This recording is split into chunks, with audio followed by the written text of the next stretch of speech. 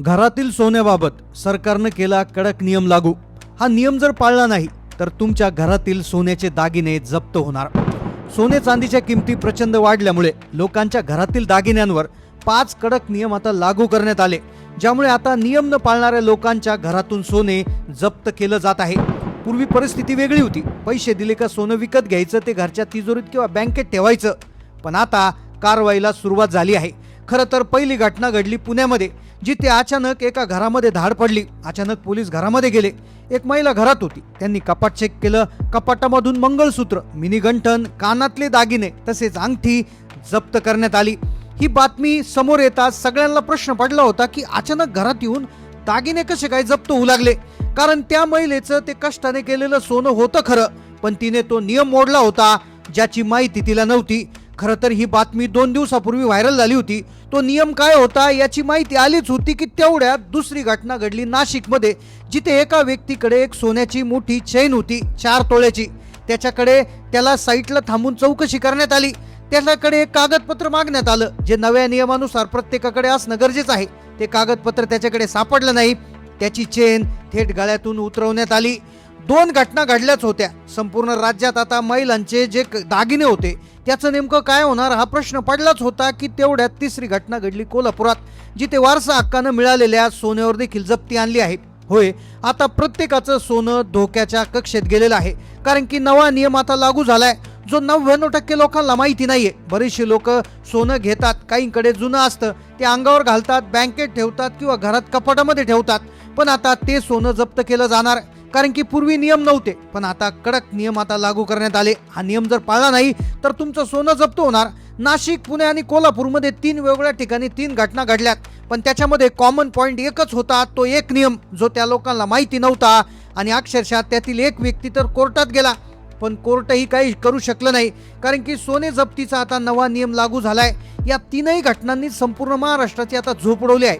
आता जर तुमचं घरात सोनं असेल, तुमच्या अंगावर सोन्याचे दागिने असतील, तर ताबडतोब सावध व्हा, कारण की तुमच्याही घरात आज उद्या कधी अधिकारी घुसतील। आणि तुम्हाला जर नव्या नियमानुसार तुमच्याकडे एक कागदपत्र नसेल तर तुमचं देखील सोनं जप्त होऊ शकतं। आता कदाचित ही बातमी जेव्हा व्हायरल झाल्या होत्या तेव्हा लोक म्हटले की आमच्याकडे सोन्याचं बिल तर आहेच, पण इथे विषय वेगळा आहे। इथे बिलाचा विषय नाहीये, एक नवीन कागदपत्र, एक असा नियम आहे की जो जर तुमच्याकडून पाळताना तुम्ही आढळले नाही तर तुमचं सोनं हे सरकार जमा होऊ शकतं। त्यामुळेच ही अतिशय महत्त्वाची माहिती तुम्हाला व्हिडिओच्या माध्यमातून देणार आहोत। मग सोन्याच्या बाबतीत कोणते ते 5 कडक नियम आता लागू झालेले आहेत? तुमचं सोनं सुरक्षित आहे की असुरक्षित आहे हे तुम्ही कशावरून ओळखायचं? कोणतं ते नवीन कागदपत्र आहे की जे तुम्हाला आता ठेवावं लागेल? त्याचबरोबर पुणे, नाशिक आणि कोल्हापूरमधल्या त्या लोकांची नेमकाशी काय चूक झाली होती की काही क्षणात त्यांचं लाखो रुपयाचं सोनं जप्त झालं? चला जाणून घेऊया संपूर्ण सविस्तर रिपोर्ट। सोने आणि चांदीच्या किमती गगनाला भिडल्यात हे तुम्हाला माहीतच आहे, आणि त्यामुळेच सर्वसामान्य लोकांच्या घरातील सोन्यांवर आता 5 नवे नियम लागू करण्याचा सरकारनं निर्णय घेतलाय। आता जप्ती सुरू झालेली आहे। अचानक घरामध्ये अधिकारी घुसतात, सोन्याची चौकशी करतात। जर हे कागदपत्र नसेल, हे नियम जर पाळलेले नसतील तर ते दागिने जप्त होणार। आधीची गोष्ट वेगळी होती, पैसे दिले की सोनं विकत आणायचं, तिजोरीत किंवा बँकेच्या लॉकरमध्ये ठेवायचं किंवा अंगावर घेऊन मिरवायचं।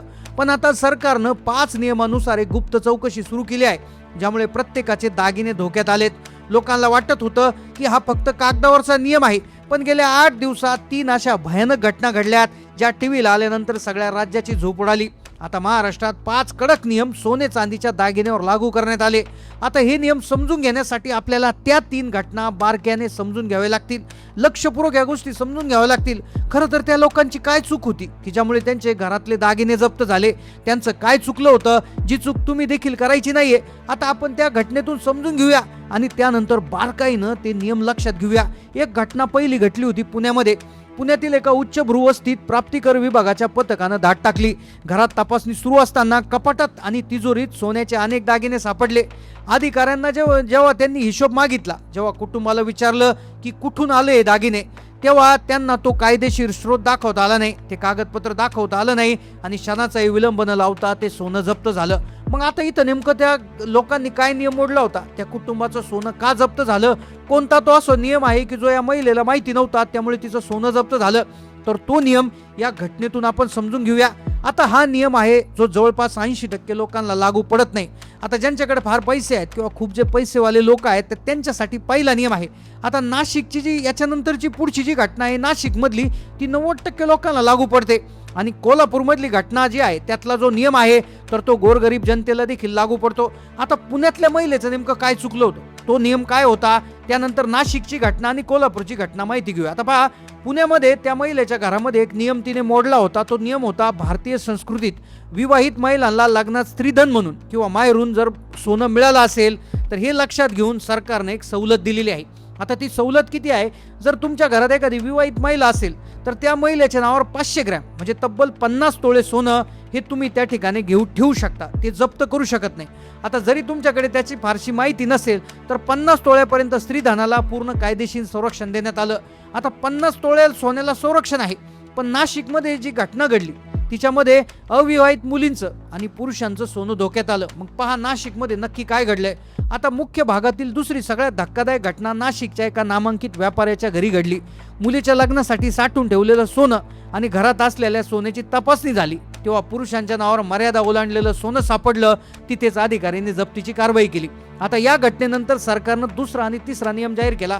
दुसरा नियम आहे अविवाहित मुलींसाठी. आता पहा, अविवाहित महिलांसाठी नियम आहे 500 ग्रॅम सोनं किंवा 50 तोळे सोनं अंगावर किंवा तुम्ही स्वतःच आहे म्हणून दाखवू शकता. आता अविवाहित महिलांसाठी म्हणजे ज्या मुलींचं लग्न नाही झालं त्यांच्या नावावर 250 ग्रॅम सोनं म्हणजे 25 तोळे सोनं बिनपुराव्याचं जवळ बाळगू शकता. मुलीच्या लग्नासाठी पालकांनी साठवलेल्या सोन्याला 25 तोळ्यापर्यंत कायदेशीर अडचण नाही.